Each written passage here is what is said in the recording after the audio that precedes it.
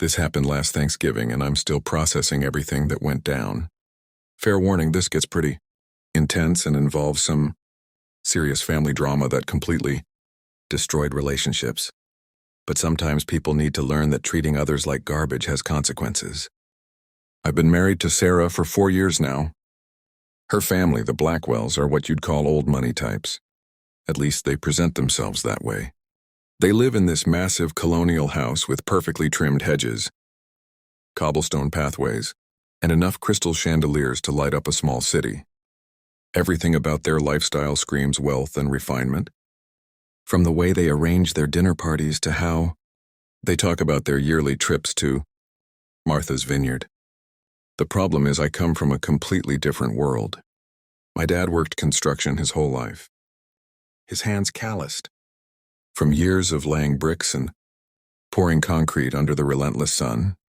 My mom cleaned offices at night to make ends meet, coming home in the early hours with the faint scent of lemon polish clinging to her clothes. I put myself through college doing manual labor, hauling materials, painting walls, whatever paid the bills, and gradually worked my way up in commercial real estate. Not glamorous work, but honest work that taught me the value of every dollar and every deal, the kind of lessons that stick with you like mortar between stones.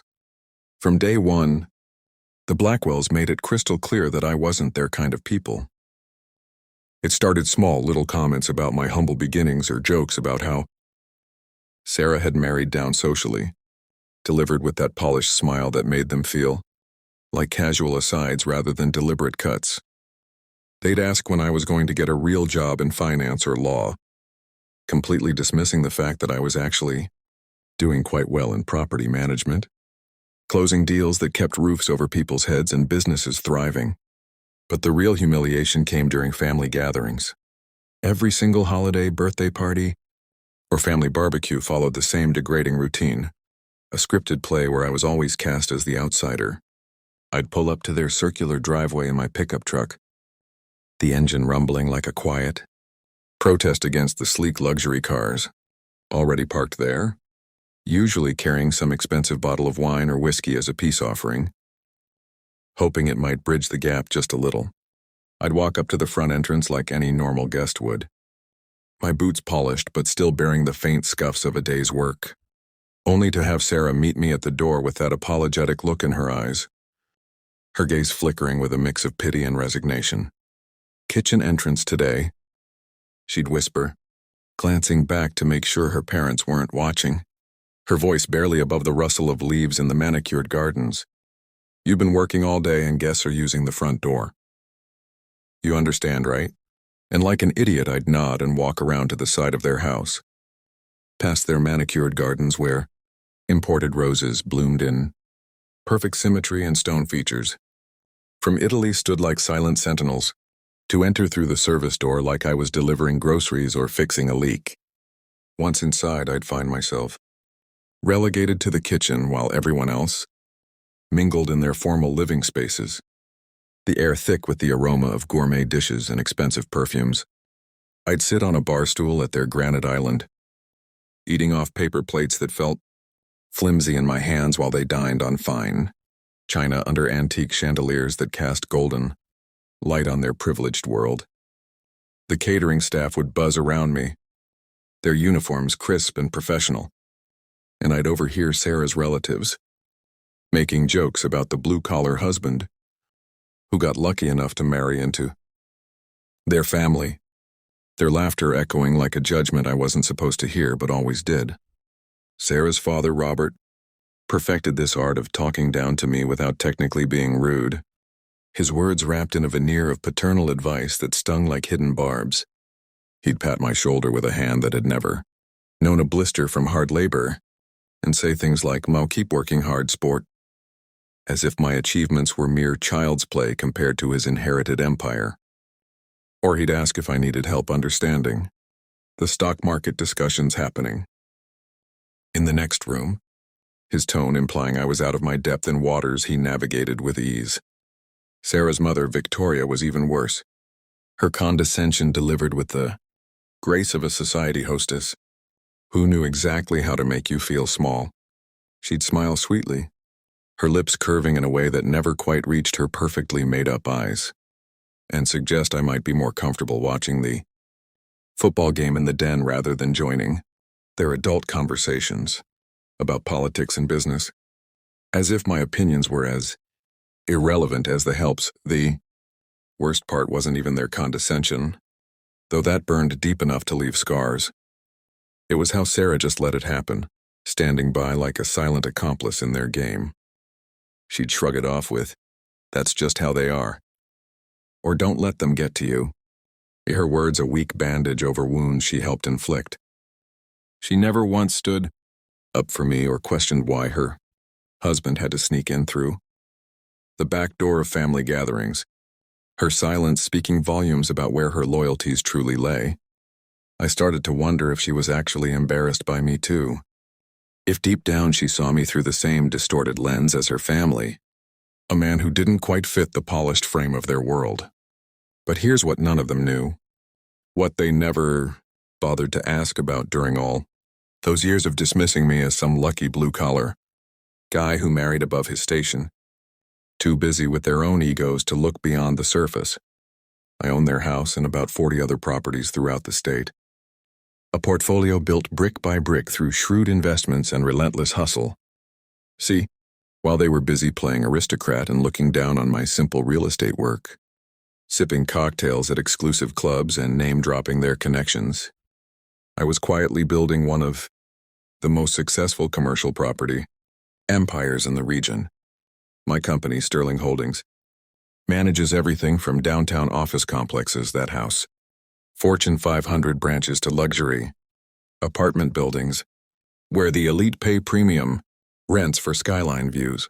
I've got contracts with the city that ensure steady revenue streams, relationships with major developers forged over late-night negotiations and shared visions of urban growth, and a portfolio worth more money than their entire extended family could dream of. Numbers that would make their old money pretensions crumble like outdated facades. That beautiful colonial mansion they're so proud of, with its sprawling lawns and historical charm that they flaunt at every opportunity. I bought it from the bank 3 years ago, when they were 6 months behind on mortgage payments, their financial house of cards collapsing under the weight of bad decisions. Robert had made some spectacularly bad investments, high-risk ventures in volatile markets, that he chased for the thrill of quick gains, ignoring the red flags that any seasoned professional would spot from a mile away, and they were facing foreclosure, the kind that strips away not just a home, but a carefully curated identity.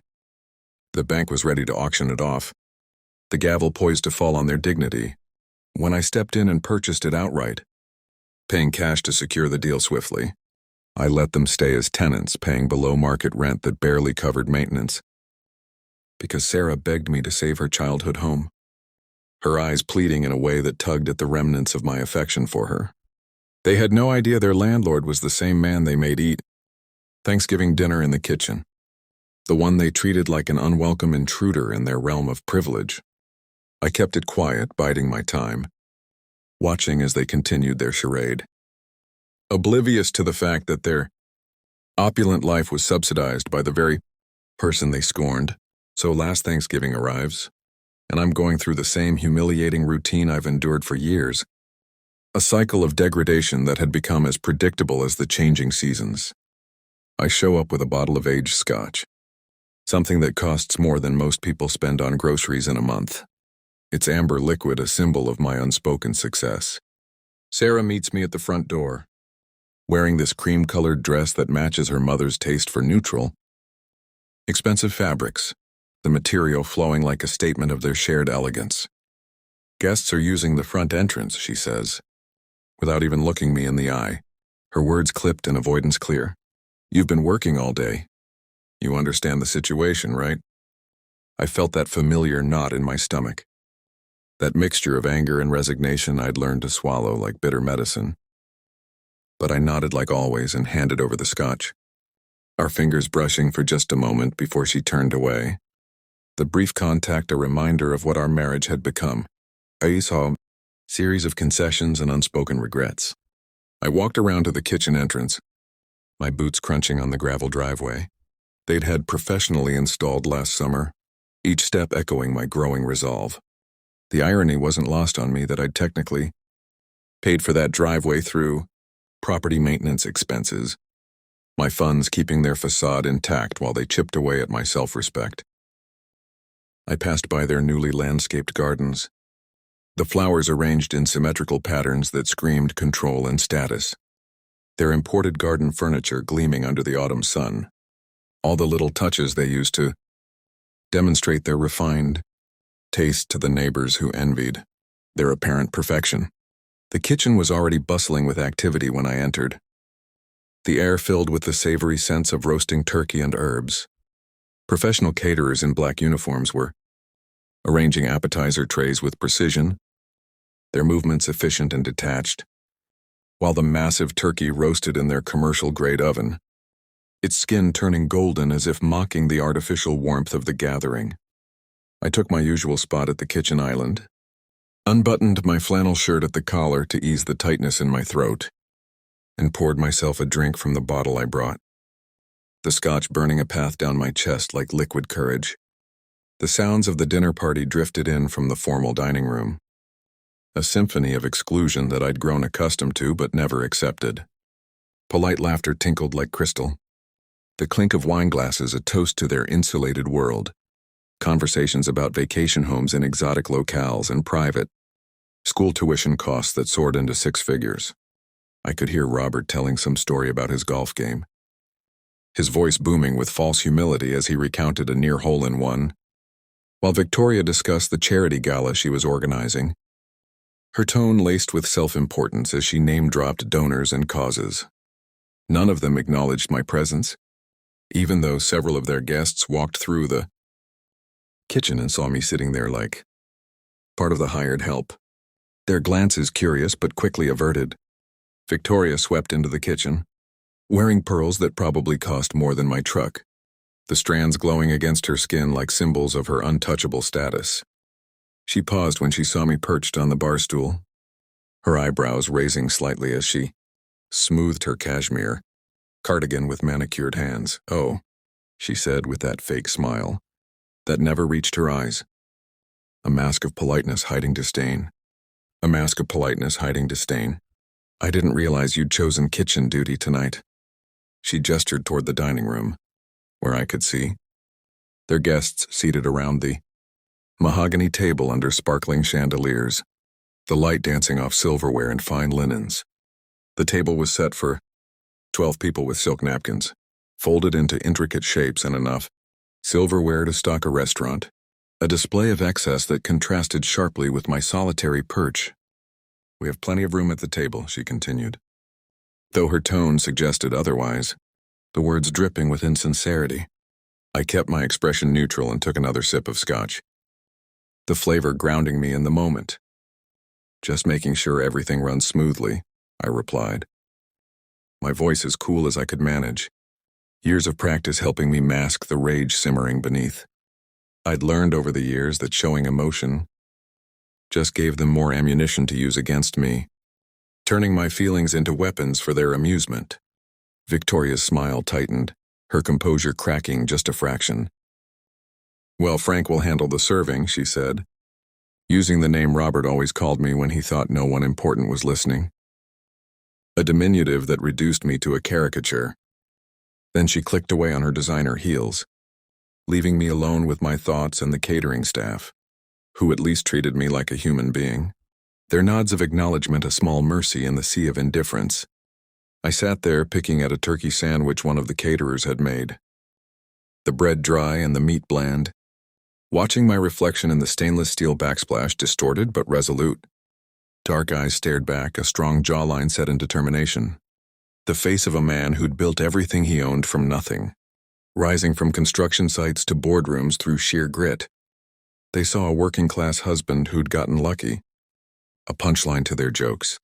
I saw someone who'd earned every inch of respect he deserved, even if these people were too blind to give it, their vision clouded by prejudice and entitlement.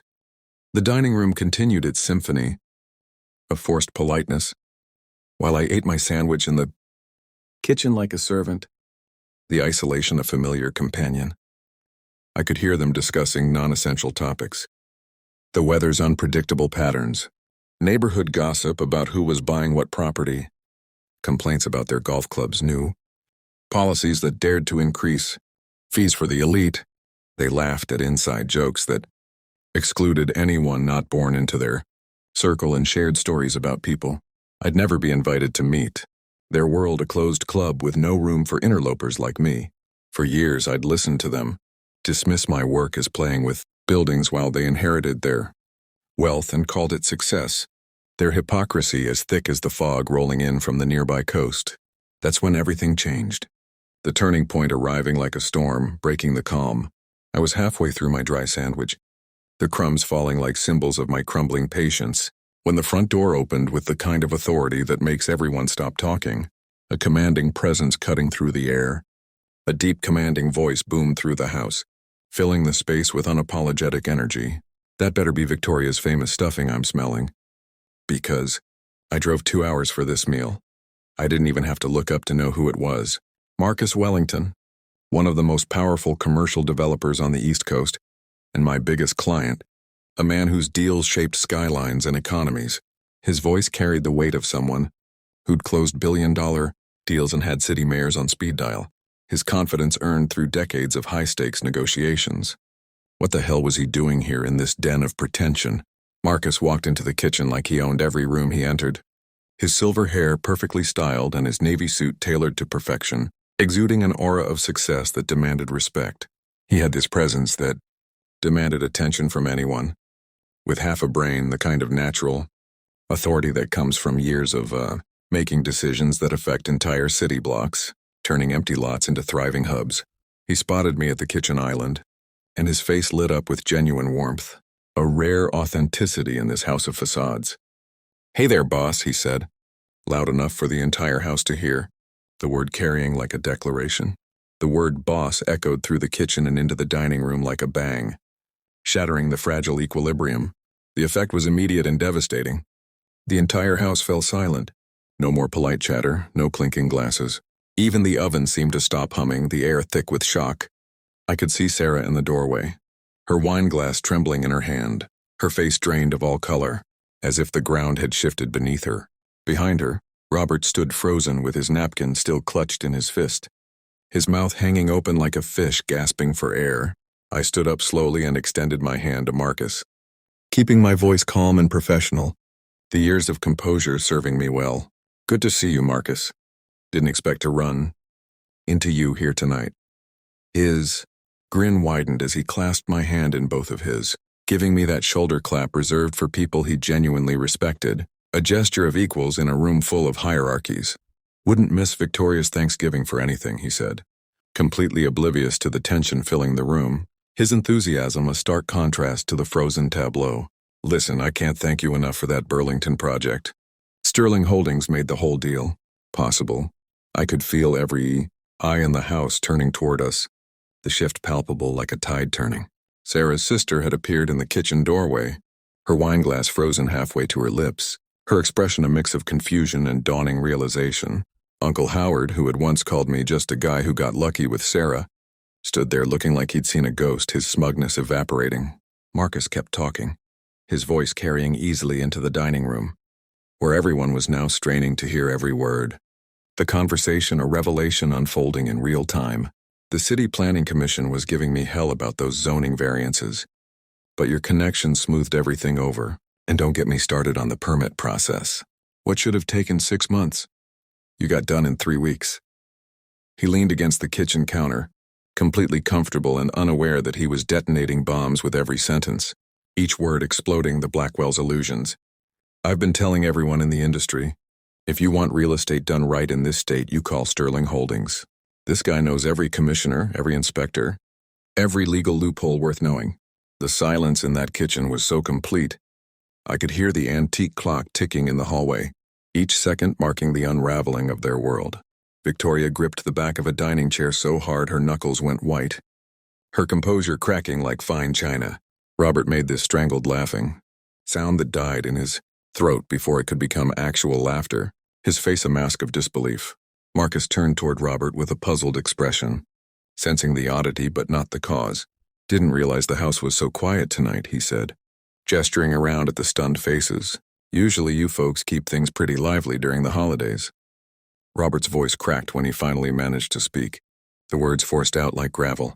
We didn't realize you two were so well acquainted. Marcus's eyebrows shot up in amusement, his laughter genuine. Acquainted? Hell, I wouldn't have made half my deals this year without Sterling Holdings backing me up. Your son-in-law here runs one of the most successful property management companies in the region. I trust him with deals worth tens of millions. The word millions hung in the air, like a physical presence, heavy and undeniable. I watched as the reality of what Marcus was saying sank into every face around me, the color draining further, expressions shifting from shock to horror.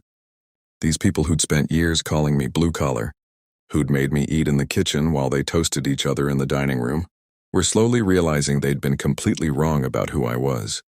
Their judgments exposed as baseless. Actually, Marcus continued, turning back to me with that conspiratorial tone successful. Men use when they're talking shop, his voice lowering slightly but still audible. I've got a couple new projects coming up that might interest you.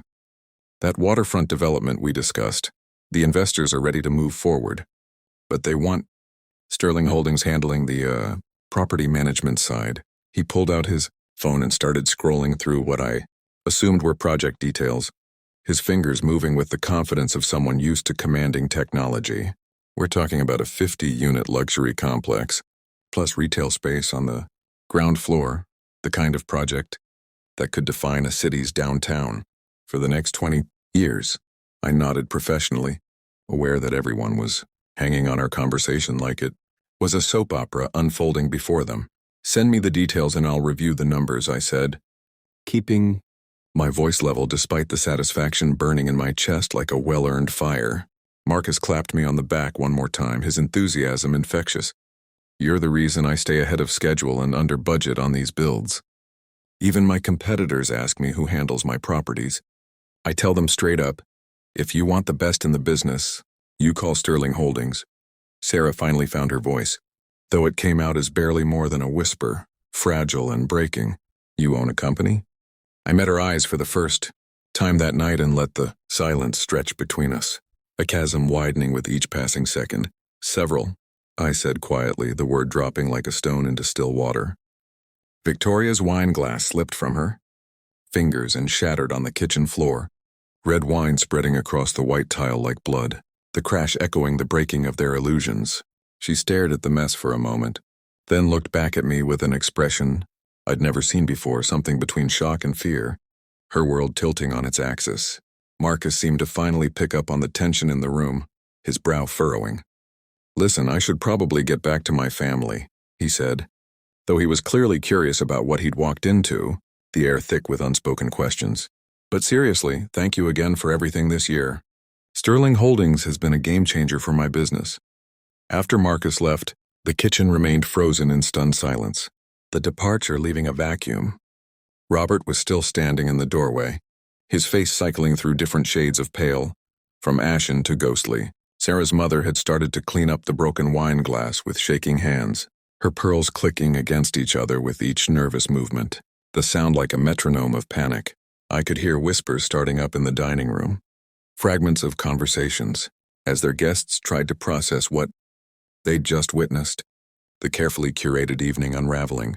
Someone mentioned my company name in hushed tones. Someone else was asking how long I'd been in commercial real estate. Their curiosity piqued. The careful social order they'd maintained for years was cracking, apart in real time, fissures spreading like cracks in ice. Robert finally managed to speak, his voice thin and strained, barely above a whisper. You own buildings? I took another sip of scotch and met his gaze steadily, my eyes unflinching. 43 properties across 3 states, I said. Office buildings, apartment complexes, retail spaces. Sterling Holdings manages about $200 million in commercial real estate. The number hit him like a physical blow, his body recoiling. He actually stepped backward, his hand reaching for the door frame to steady himself, his knuckles white.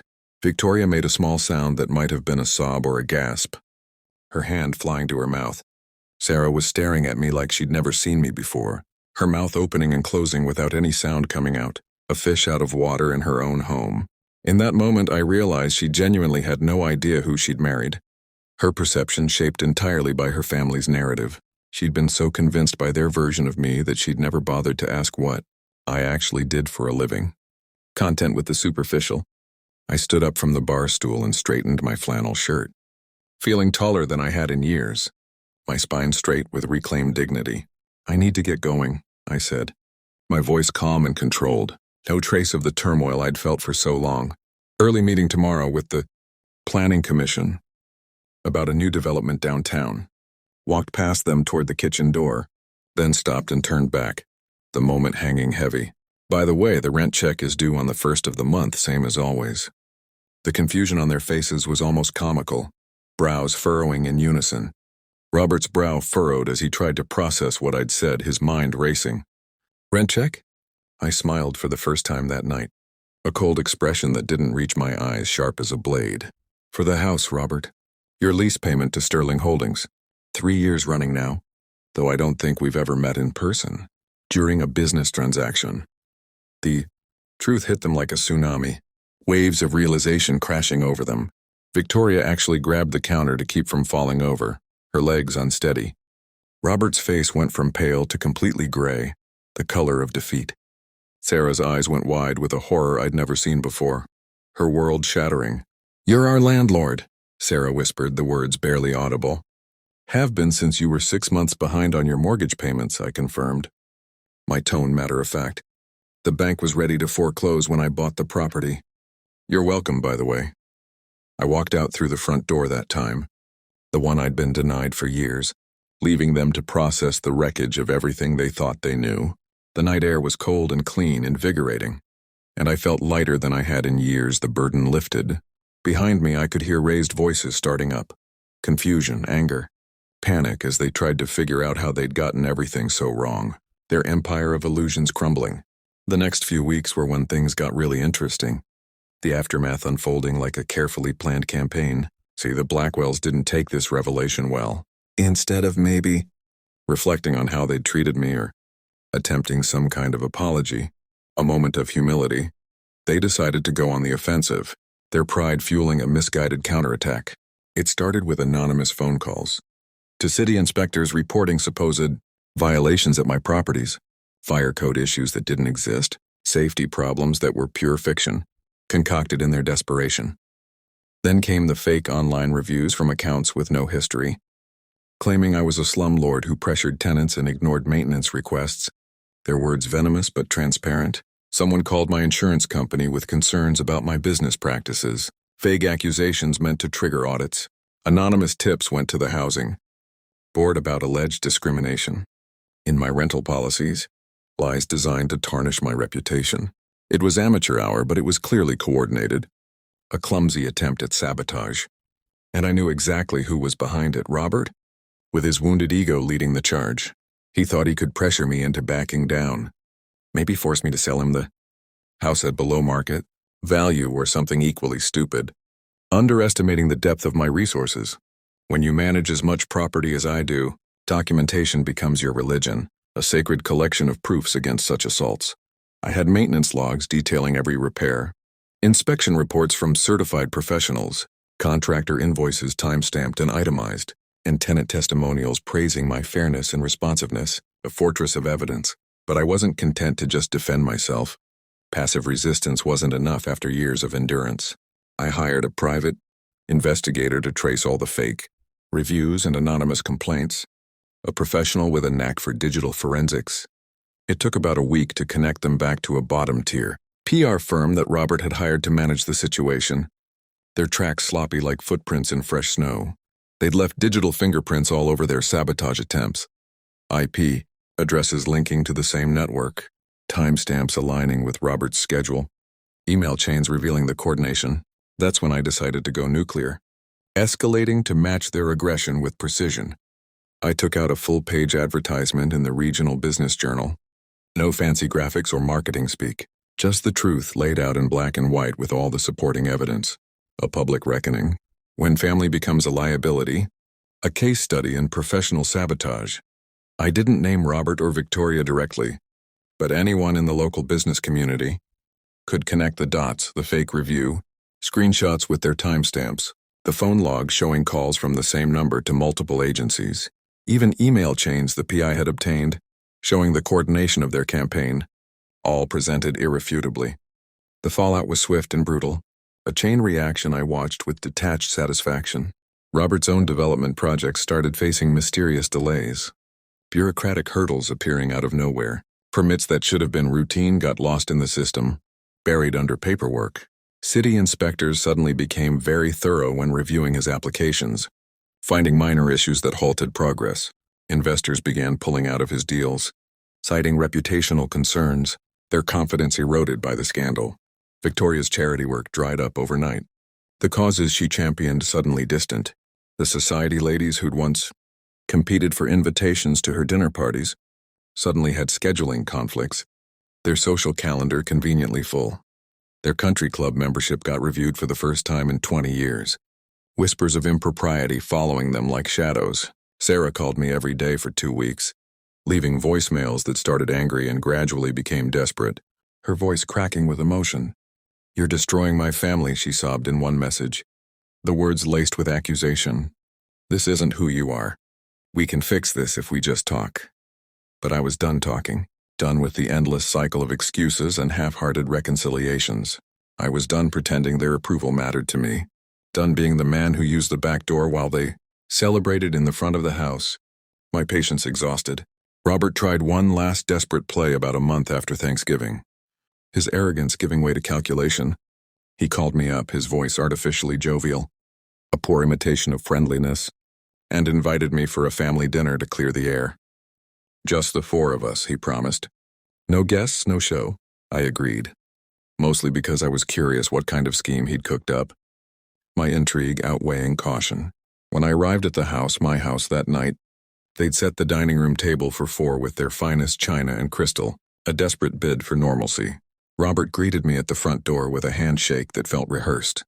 His smile stretched so wide it looked painful, lines of stress etched around his eyes. The dinner itself was a formality, the atmosphere thick with tension. Overcooked chicken that was dry and flavorless, vegetables that had seen better days, wilted and overboiled, and conversation so forced it was almost comedic, small talk about the weather and local news avoiding the elephant in the room. Robert waited until the plates were cleared before he made his pitch, his hand steady but his eyes betraying nervousness. "We've been working on a new development concept," he began, pulling out a manila folder filled with architectural renderings and financial projections. The paper slightly creased from hasty preparation. Mixed-use space downtown, retail on the ground floor, luxury apartments above. "We think it could be a real game changer for the city." He slid the folder across the table, like he was presenting the Holy Grail, his confidence forced.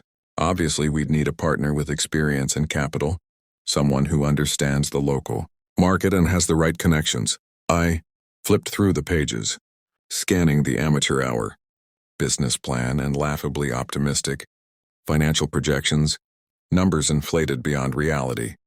It was clear they'd thrown this together in desperation, hoping to somehow salvage their reputation by attaching themselves to my success, a parasitic move. "Let me understand this correctly," I said, closing the folder and meeting Robert's eyes, my tone even but pointed. "You want me to risk my company's reputation and capital on a project you dreamed up last week, after spending months trying to destroy my business with fake complaints and online reviews?" Robert's face reddened, but he tried to maintain his composure, his voice stammering slightly. "That was a misunderstanding," he said, the word hanging awkwardly. "Family dynamics, you know how it is. This is business. This is our chance to work together to build something as a family." I stood up, the chair scraping against their hardwood floors, the sound sharp in the quiet room. "Family," I repeated, letting the word hang in the air like a challenge. "Funny how I suddenly became family when you found out I owned your house." Sarah reached across the table, her eyes glistening with tears, her hand trembling. "Please, we can start over. Dad didn't mean for things to go so far." I looked at her, really looked at her, and saw someone who'd spent our entire marriage letting her family define who I was. without ever bothering to find out for herself. Her complicity clear. "No," I said quietly, the finality resounding. "We can't start over because this isn't where it started. This started the first time you made me walk around to the kitchen door. This started every time they called me lucky for marrying you, and you said nothing." I left the folder on their table and walked out through the front door, feeling like I was shedding an old skin, the weight lifting with each step. Behind me, I could hear Sarah crying and Robert's voice rising in anger. But I didn't look back, the chapter closing definitively. The divorce papers were straightforward, clinical in their simplicity. No shared assets since everything I'd built predated our marriage. My empire self-made. No alimony since Sarah had never contributed to the business. Her role ornamental at best. Clean break, simple signatures. The end of a chapter I should have closed years earlier. A liberation long overdue. Sarah signed without contesting anything, her fight gone. I think by that point she understood that she'd been married to someone she'd never really known, someone she'd never bothered to understand because her family's version of me was easier to accept, less challenging to their status quo. 6 months later, I terminated their lease, the decision pragmatic rather than petty. Nothing vindictive, just a standard 30-day notice citing my intention to renovate the property, transforming it into something new. They scrambled to find something else in their price range, which turned out to be considerably smaller than what they were used to. They're downsizing, a harsh reality check. I heard through mutual acquaintances that Robert had to take a job working for someone else after his development company folded. His independence lost to corporate structure. Victoria started shopping at regular grocery stores instead of the gourmet markets she'd frequented for decades, her cart filled with generic brands. They'd moved into a modest townhouse across town, a far cry from the colonial mansion they'd been so proud of, its walls now echoing with absence. That house sits empty now while I decide what to do with it. Possibilities. Swirling, turning it into luxury. Apartments, or maybe selling it to another family who might appreciate its history without the baggage. What I won't do is let people live there who think some folks deserve the front door and others belong in the kitchen. A principle etched into my core. Sometimes I drive by their new place. A simple 2-story building in a development that would have horrified them 5 years ago. The lawn's uniform and unremarkable. I don't do it to gloat, the satisfaction internal. I do it to remind myself of what happens when people mistake kindness for weakness. When they assume that quiet competence means you're not worth their respect. A lesson hard learned. The Blackwells taught me something valuable during those years of humiliation and condescension. Their actions, an unwitting tutor. They taught me that some people will never see your worth. No matter how much you achieve or how patient you are with their ignorance, their blindness self-imposed. But they also taught me that building something real, something undeniably successful, gives you the power to walk away from people who don't deserve a place in your life. Empowerment and independence. I've got a new woman in my life now. Someone who knew what I did for a living before she knew my last name. Her interest genuine. She's never asked me to use a back door. Never apologized for my work clothes or my truck, accepting me wholly. When I told her this whole story, she just shook her head and said the Blackwells were idiots for not recognizing what they had, her words a balm. Marcus still sends me deals. Bigger projects than ever before, our partnership thriving. My company continues to grow, expanding into new markets. And I've never had to explain to anyone why I deserve a seat at the table. I built the table myself, crafting it from the ground up, and I choose who sits at it. My criteria based on merit, not birthright. The best revenge, it turns out, isn't getting even with people who wronged you. A cycle of negativity. It's building a life so successful and fulfilling that their opinion becomes completely irrelevant, fading into irrelevance. I spent years trying to earn their respect when I should have been building something they could never take away. My focus redirected.